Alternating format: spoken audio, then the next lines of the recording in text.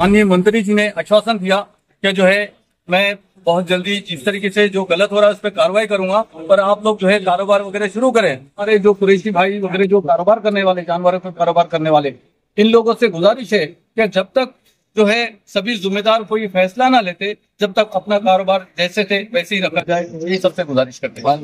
बंद रखा जाए। जो हादसा उसकी क्लिप हमने बना करके और हमने कहा कि देखो लोग किस तरीके से मॉब लिंचिंग टाइप काम कर रहे हैं, हमारे ऊपर जुल्म और अत्याचार कर रहे हैं, कानून अपने हाथ में ले रहे हैं, जबकि पुलिस प्रशासन जो है उसको कार्रवाई करनी चाहिए। दोस्तों, गौवंश कानून को लेकर दिन ब दिन महाराष्ट्र में सख्ती बढ़ती जा रही है। अलग अलग दफात का इतलाक भी होता जा रहा है। ऐसे में महाराष्ट्र भर के कुरैश बरादरी के लोग मुत्तफिक होकर अलग अलग इन लोगों की जानिब से फैसला किया गया।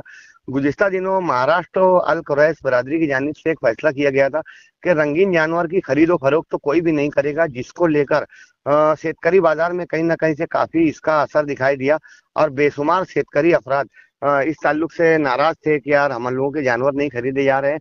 वहीं कुरैश बिरादरी अपने मुतालबात को लेकर आज देवेंद्र फडणवीस और महाराष्ट्र के डीजीपी से भी इन लोगों ने मुलाकात की, जिसमें महाराष्ट्र के अलग अलग शहरों के कुरैश बिरादरी के सदूर भी मौजूद थे। मालेगांव से अफजल मास्टर जमीयत अल कुरैश के मालेगांव के सदर भी मंत्रालय में मौजूद थे। देवेंद्र फडणवीस से मुलाकात की गई, महाराष्ट्र के डीजीपी से मुलाकात की गई। देवेंद्र फडणवीस ने कहा है कि 1-2 रोज में इस ताल्लुक से मीटिंग लेकर असेंबली में चर्चा करवाई जाएगी और अपने आप लोगों के मुतालबात को कबूल किया जाएगा।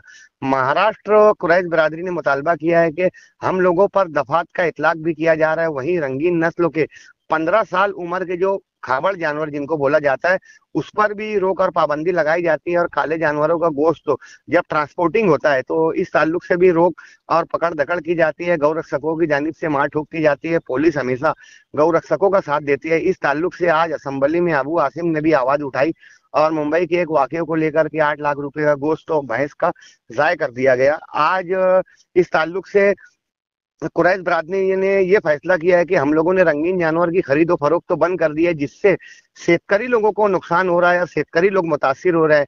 लेकिन क्या ऐसा तरीका इख्तियार किया जाए कि हुकूमत मुतासिर हो?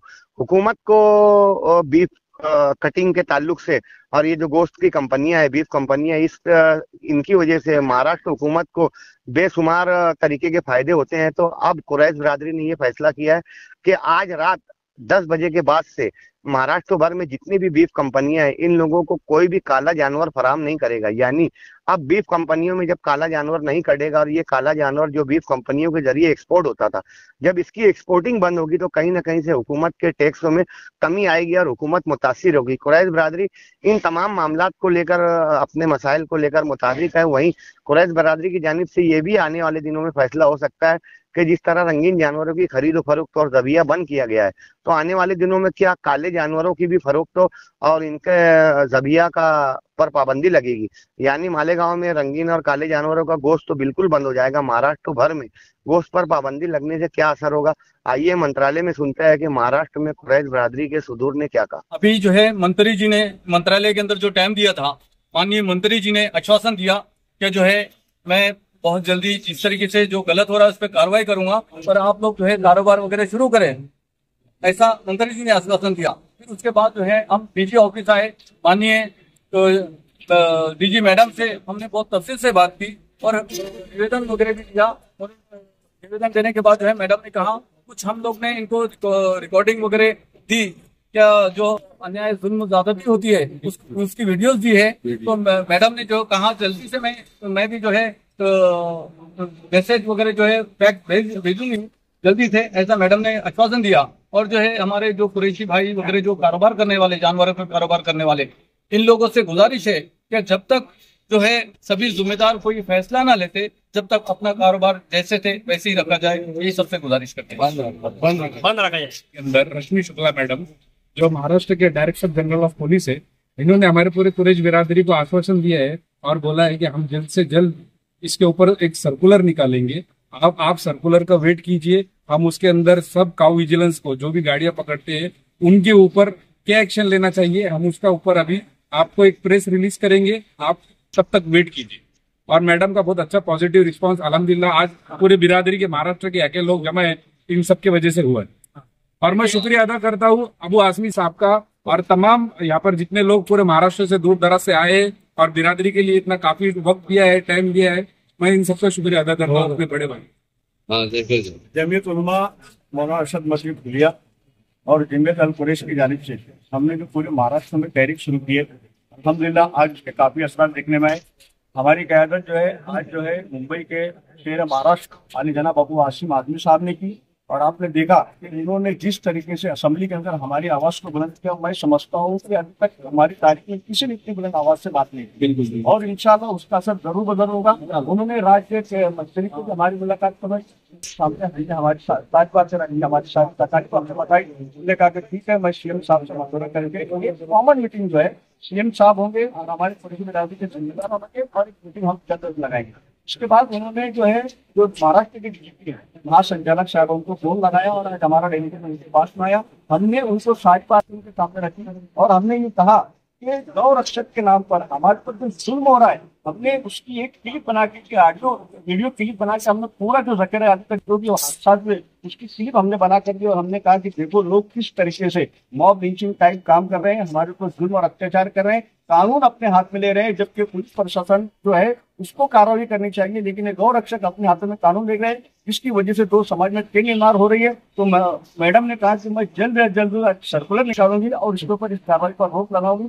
इंशाअल्लाह ताला जीत हमारी है। बस शर्त ये है कि आप लोग अपने बड़ों का मानते हुए जैसा भी आप रुके वैसा रुके रहे, जैसा भी फैसला का उसको माने, यही मेरी आपसे गुजारिश है। शुक्रिया, खुदा।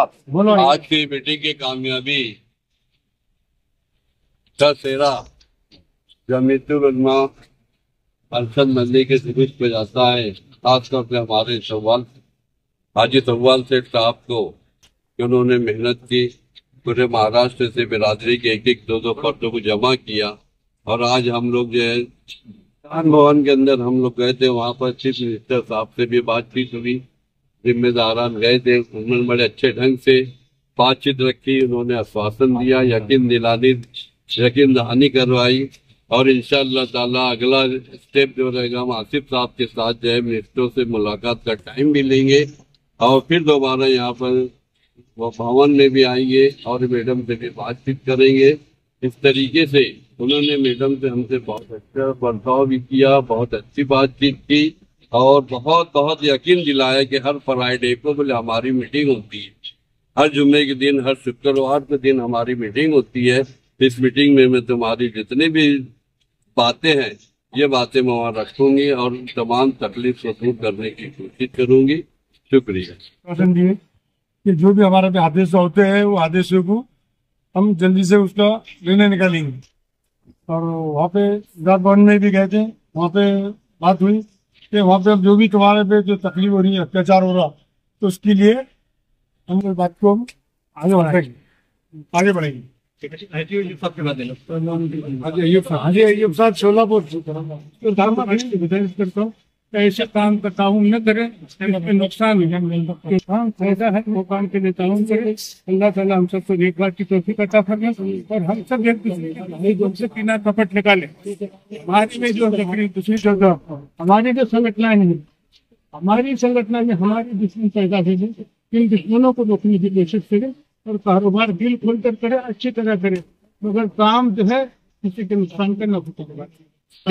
कानून खरीदे विक्री जो कारोबार है उसके खिलाफ स्ट्राइक चल रही थी हमारी, स्ट्राइक से अभी तक के हम लोगों ने तकरीबन जो महाराष्ट्र 95% बंद हो गया, तमाम लोगों ने बंद कर दिया महाराष्ट्र। और इस महाराष्ट्र बंद करने के अंदर जो तहरीक थी दुनिया जमातुल उलमा के तहरीक थी,